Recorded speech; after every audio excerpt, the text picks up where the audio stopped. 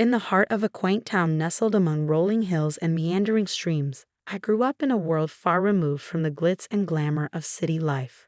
Our small weathered house, with its creaking wooden floors and windows that offered views of sprawling fields, was a universe unto itself. It was here, amidst the simplicity and warmth of family love, that my story began. My parents, though not affluent, were rich in kindness and wisdom. My father, a local carpenter, had hands roofined by years of labor, yet gentle in touch, crafting not just furniture, but also instilling in me the values of hard work and humility. My mother, a school teacher, filled our home with books and stories, weaving tales that sparked my imagination and nurtured my dreams. Life in our small town was unhurried and unpretentious. Neighbors greeted each other with familiarity, and community events were the highlights of our social calendar. I cherished this life, finding joy in the small pleasures, the fresh scent of earth after rain, the rustling of leaves underfoot, and the chorus of birds at dawn. It was at the local library where I first met Mark. He was unlike anyone I had known, a visitor from the city with an air of sophistication, yet an unassuming nature. His family was well known in business circles, their wealth and influence reaching far beyond the city's skyscrapers. But Mark, with his easy smile and genuine interest in my mundane tales, was a refreshing anomaly in that world. Our initial conversations were tentative, like two worlds cautiously orbiting each other. He spoke of city life, the fast pace, the endless opportunities, and the dazzling lights. I shared stories of my town, the annual harvest festival, serene walks by the stream, and the close-knit community. In those early days, we often met at the old park bench by the lake, our conversations stretching for hours. The lake, with its placid waters reflecting the changing hues of the sky, bore witness to our growing connection, an invisible thread weaving our disparate worlds into one. "Anna," Mark said to me one evening, his voice tinged with a vulnerability I had not seen before. "I've always been surrounded by people who care more about wealth and status. But with you, I found a serenity that I didn't know existed. You show me a different way of life, one that's genuine and full of warmth." His words stirred something deep within me. "Mark, where we come from doesn't define us. It's who we are when we're together that matters. You've brought a new perspective into my life, opening my eyes to dreams I never dared to have." As our relationship deepened, Mark confided in me about his family, particularly his mother, a woman of elegance but stringent expectations. He spoke of her with respect, yet there was an underlying concern in his words. "She has her own ideas about who I should be with. I'm just worried about how she'll react to us." I reached out, taking his hand in mine, feeling the slight tremor. "We'll face that together," I assured him. "Love isn't about backgrounds or expectations. It's about two people who choose each other against all odds." The day Mark proposed was as unassuming as our love. No grand gestures, just a heartfelt promise of a life together. As I looked into his eyes, brimming with hope and love, I knew this was just the beginning. The evening I was set to meet Mark's family, my nerves were on edge. The grandeur of their mansion loomed large as we approached, a stark reminder of the different worlds Mark and I came from. Mark held my hand, giving me a reassuring look. "Just be yourself, Anna. That's all you need to be." I smiled weakly, trying to quell the rising anxiety. "I just hope your mom doesn't think I'm out of place." Mark sighed, a hint of concern in his eyes. "Mom can be a bit much. Just remember, I'm here with you." As we entered the opulent dining room, Mark's mother, Moran, a statuesque woman with an air of austerity, greeted us. Her eyes quickly took me in, a flicker of disapproval passing over her face. "So this is the young lady who's captured my son's heart. Interesting choice, Mark." Dinner was an elaborate affair, the table set with dishes I couldn't even name. Mark's mother, ever the gracious host, offered me a plate with a sly smile. "I suppose these dishes might be a bit too sophisticated for your taste, Anna. We can get something simpler if you prefer." I felt a flush of embarrassment but managed a polite decline. "No, thank you. I'm always eager to try new things." As the evening progressed, her comments grew more pointed. She eyed my dress, a simple but neat outfit I had thought was appropriate. "Is that what passes for evening wear in your town? It must be challenging to find good clothes on a modest budget." Mark quickly jumped in, trying to steer the conversation elsewhere. But his mother was unrelenting. "Tell me, Anna, What do your parents do? It's always fascinating to learn about different walks of life, she asked, her tone laced with curiosity, though her eyes betrayed a sense of judgment. I answered, feeling the weight of her scrutiny. My father is a carpenter, and my mother is a school teacher. Oh, how quaint, she replied, her voice dripping with condescension. Hard-working people, I'm sure, but I suppose they couldn't offer you much in the way of a financial head start. The meal continued, her sharp comments veiled in politeness but cutting nonetheless. She took jabs at my small-town upbringing, my parents' humble occupations, and even my salary, which she had somehow learned about. Each remark stung, and though Mark was visibly uncomfortable and tried to defend me, his efforts only seemed to amuse her more. As we were leaving, Mark's father, Daniel, pulled me aside and offered a kind smile. Anna, you handled yourself well. Don't let her get to you. She'll come around. In the car, Mark apologized profusely. I'm so sorry, Anna. I didn't think she'd be this harsh. I sighed, my voice a mix of hurt and determination. It's okay, Mark. I knew it wouldn't be easy, but I love you, and that's what matters. That night, as I lay in bed, the sting of his mother's words lingered. But beneath the hurt, a resolve was building. This was more than just about fitting in. It was a test of our love and my strength, and I was ready to face it head-on. As the wedding day approached, the air was thick with excitement and, unfortunately, growing tension. Moran, who had taken it upon herself to oversee the preparations, seemed to find a peculiar pleasure in belittling my ideas and choices at every turn. One afternoon, while discussing the wedding plans with Mark and his mother, the topic of the wedding dress came up. I had chosen a simple yet elegant gown that I felt reflected my personality. Mark's mother, however, had other ideas. That dress, Anna, it's so plain. Don't you want to make a statement on your big day? After all, you're marrying into the family, she said, her voice laced with a patronizing tone. Mark squeezed my hand under the table, giving me a supportive look. Mom, Anna looks beautiful in that dress. It's her choice, and it's perfect. But his mother was relentless. Oh, Mark, let's be realistic. This is a high-profile event. People expect a certain standard. Anna, dear, you should consider something more fitting of our family's status. I tried to keep my voice steady, though her words stung.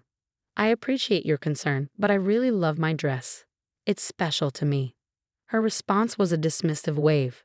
Well, it's your day, I suppose. But remember, it's not just about you. It's about how you represent us, too. As the days went by, her comments became more frequent and cutting. Marian criticized the flower arrangements, the menu choices, even the invitations. Each remark was a subtle dig at my background and my inability to meet her lofty standards. Mark and I had many late-night conversations about it. I can't believe she's being so difficult, Mark would say, frustration evident in his voice. I wish she could just see how amazing you are, how you make me happy. I would lie there, feeling his arms around me, a mix of love and sorrow in my heart. I knew it wouldn't be easy marrying into your family, but I didn't expect it to be this hard. The wedding day dawned bright and clear, a stark contrast to the turmoil churning within me.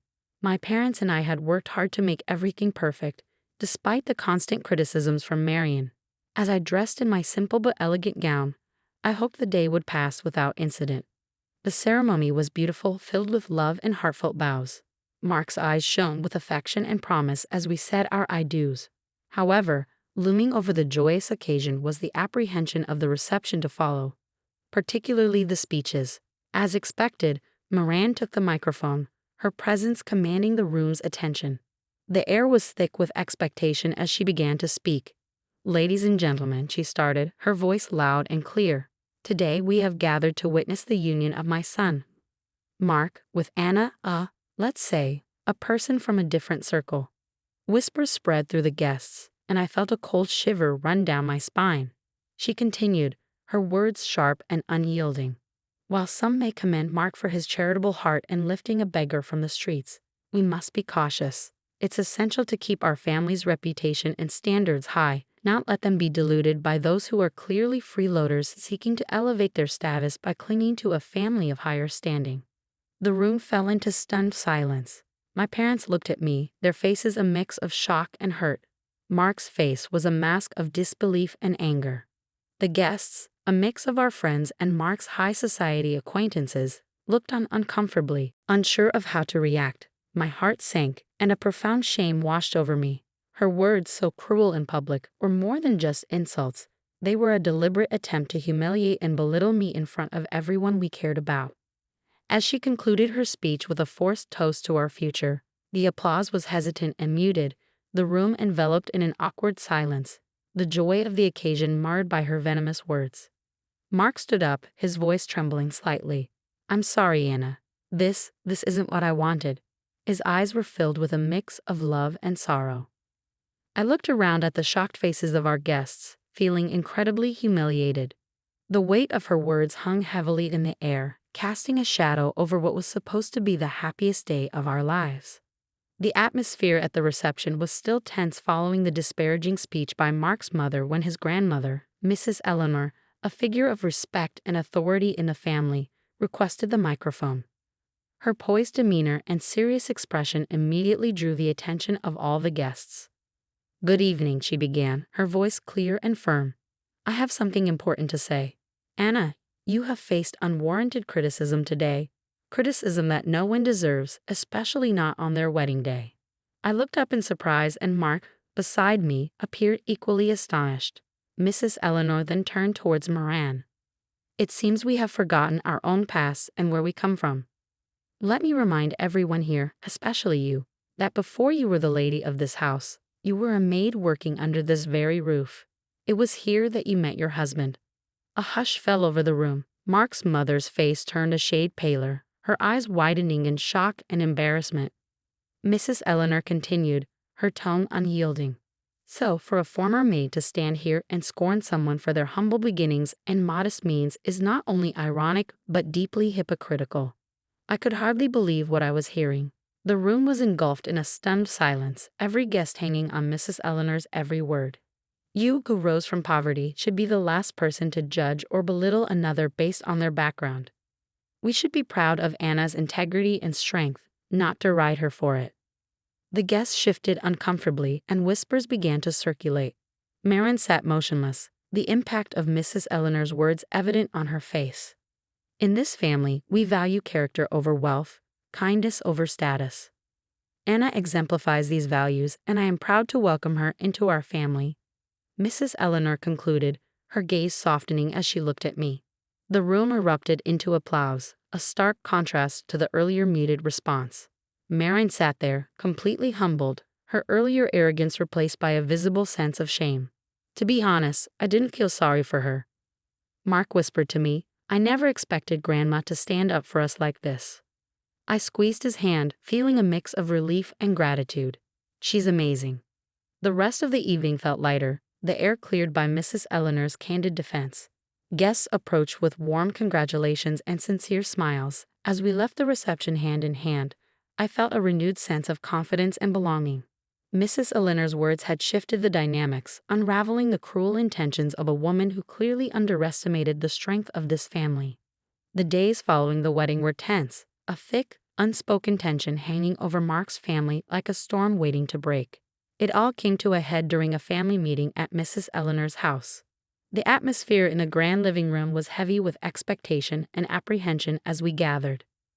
Without preamble, Mrs. Eleanor began, her voice firm and unwavering. "What happened at the wedding cannot be overlooked. The way you spoke to Anna was disgraceful." She addressed Marian directly, her eyes sharp. Mark's mother, usually so composed, seemed smaller, her usual confidence diminished. "Eleanor, I've already apologized to Anna," Marian replied, her voice tinged with a hint of defiance. "It's not just about an apology," Mrs. Eleanor retorted. "Your actions reflect on this entire family. You've become too accustomed to a lifestyle funded by the family's money without appreciating its value." Mark's father nodded in agreement, his expression serious. "My mother is right. You've lost sight of what's important." Mrs. Eleanor then delivered her decision, each word deliberate and clear. "I've decided to cut off the financial support you've been receiving. It's time you start contributing to this family instead of just taking. You'll need to find a job and learn to live within your means." The shock on Marian's face was evident as she turned to her husband for support. "You can't agree with this. She can't just cut me off like that." But Daniel surprised her. "I stand with my mother on this. You've gone too far this time. It's for your own good." Marian's eyes filled with anger and disbelief, her usual poise crumbling under the weight of her new reality. Mark, who had been silent, finally spoke up, his voice steady. Mom, Grandma's decision is harsh, but it's fair. You need to understand the impact of your words and actions. I sat there watching the scene unfold, feeling a mix of sympathy and relief. Mark squeezed my hand under the table, a silent show of support. The meeting ended with Mark's mother in a state of shock, the reality of her situation slowly sinking in. She had clearly been used to living at the expense of her family, and the mere thought of working seemed to cause her physical pain. I could barely contain a chuckle as we left. Mark leaned in close as we walked out. I never thought I'd see the day when Mom would be at a loss for words. But maybe this is what she needs to change. I nodded, feeling cautiously hopeful for the future. Perhaps this will be a new beginning for her, for all of us. The family reckoning had been tough but necessary. It was a pivotal moment that promised to reshape the dynamics within Mark's family, hopefully for the better. The honeymoon was a welcome escape for Mark and me. As we walked along the sandy beaches, the soothing sound of the waves provided a much-needed respite from the recent family turmoil.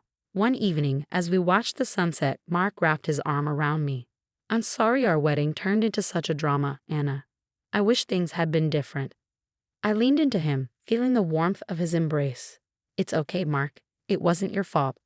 What matters is that we're together now, away from all that stress. Mark sighed, looking out over the ocean.